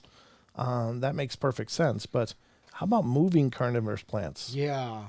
It's one thing for a lid to close, or, for like the jaws of the Venus flytrap to close. But if it's like writhing with tentacles and stuff, I don't know. But then again, maybe it's not a plant at all. Maybe it just looks plant-like as forms of camouflage, like a walking stick. It's not really a stick. It's an insect. So perhaps there's some undiscovered other, insects or Sure. other such things that are out there. I mean, those coconut crabs look like, they're like monsters, but they don't look like plants. But it looks like like a huge crab. Those coconut crabs are terrible things. Yeah. But anyway, there's all kinds of stuff in this world, and I'm sure there's plenty of this kind of stuff that we've never run into. So it wouldn't surprise me that there was actual merit to these stories. Right. But anyway, very interesting, and take for it what you will. Yeah, there you go. Take of it what you will, folks. I think we're going to get back to the Phantoms and Monsters story that we never did read before because we just started talking about other stuff. There you go. So this is the river troll humanoid, again, from phantomsandmonsters.com. And it was observed photograph in coastal Mississippi. And there is a photo apparently in here, so I'll cut a link and put it in the TFR chat for those that are hanging out. It looks like Bam, Gemini, Nightshade are over there. I was going to do shout-outs on YouTube, too. I guess we should do that, too. Sure. Wow. Because we should probably know. Gemini's over in I don't even TFR? think, Wow. can I get through this in 8 minutes? Yeah. Yeah, I can. So Gemini's all over the place, man. Sweet. She's taking over. Let's see who's here in the YouTube. Seven Pearls, Aging Gray, Chad Vota, D Ocean's here, Digger Dog, Elaine Clifford, Gigi, Just There and There, 66. Just here. Just here and there, sorry. Con Squatch is there, Maggie M10, I'm here, Rachel's here, Ruger, Sasquatch Chronicles, Mr. West, Cheryl Palmer's here, and The Farm. That's what I got here in the chats Justin coming up. Good Earth was here a little bit ago. Justin Good Earth. I know Portal Mom's out there listening as well. Gwynn, yeah. Jim Gwynn is there, sure.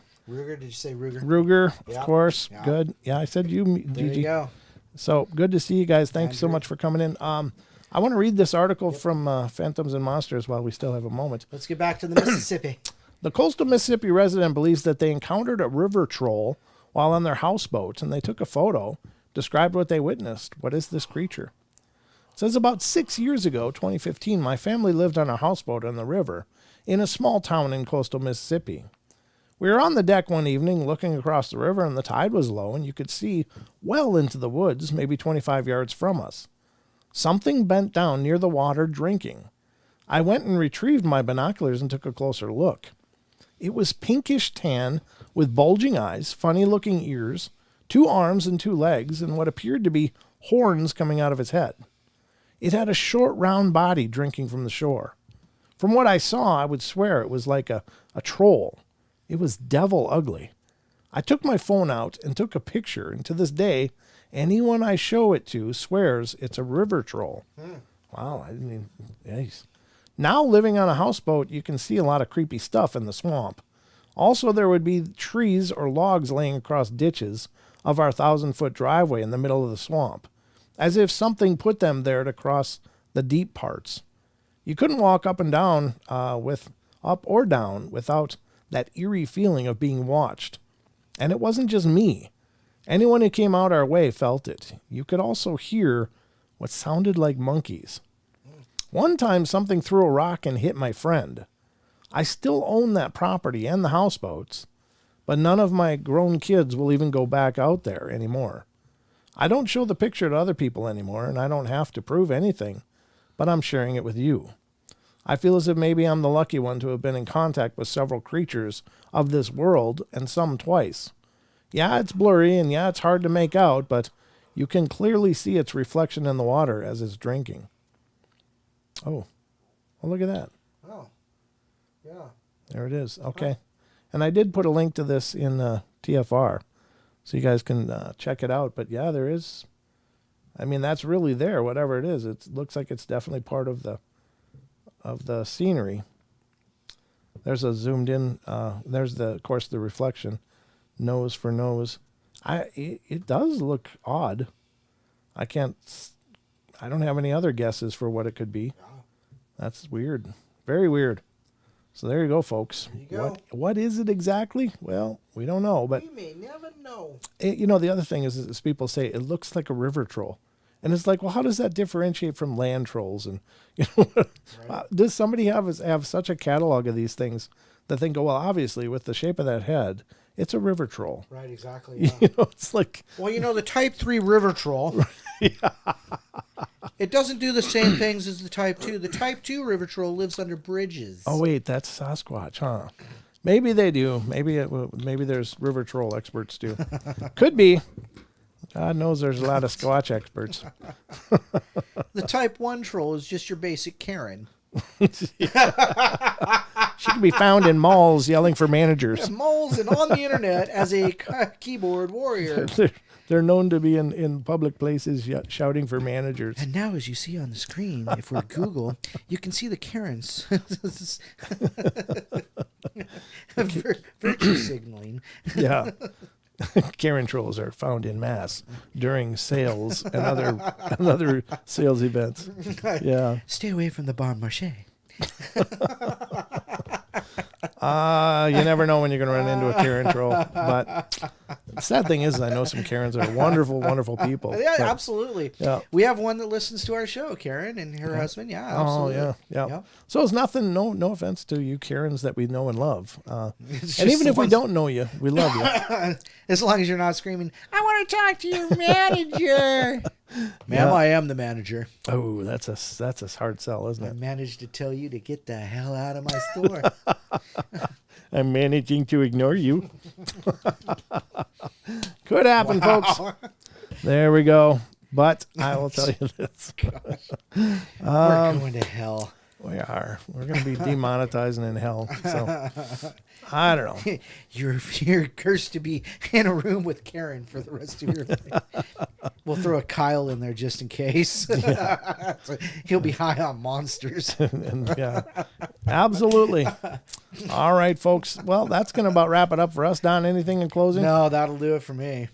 I think that's all we got, folks. Yep. Join us tomorrow, and good to see you, Bam. Thanks for being here as always, and Gemini, and all of you who have been here and taking part in the festivities of the portal. We'll be back tomorrow night again, 7 p.m. Pacific Standard Time, on whatever. If you're on YouTube, that's where we'll be. Ruger, we love your wife too. Absolutely. Yeah, absolutely. There's a he lot says of my wife's a Karen. No, is Karen. Is Karen, not a Karen. That's the difference. That's how you differentiate. Yes. If you are Karen, then you're wonderful. But if you are a Karen, then there's something wrong here. Don't be a Karen. All right, folks. That's all I got for you too. No, Android, you're losing it. I've always been on this side. What? I'm always on the right side. Oh, Android. Yeah, this is the way it's always been, brother. This is where I keep Don at all times. I can supervise him this way. I am the manager. So, I don't know. I'm trying to think of anything else. What am I thinking? What am I forgetting, rather? Is there something? No. I think this is it. Yeah.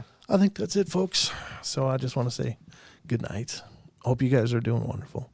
Hope you enjoyed tonight's show. And if you're not already subscribed, please get subscribed. We'd love to have you stick around and come back and make us a part of your world. Yep. We love being a part of your world because, well, our worlds suck. That's why we are. That's why we're here. That's why we're here, getting into your world, because, we need to be entertained. And by all means, thank you to all of you who continue to spread the word about the portal. And I hope you'll continue to come back. If you like the show, please give it a like and make a comment in the comments. We'd love that for those of you on YouTube. But we love you all. Be good, be kind, be nice. Take care of each other.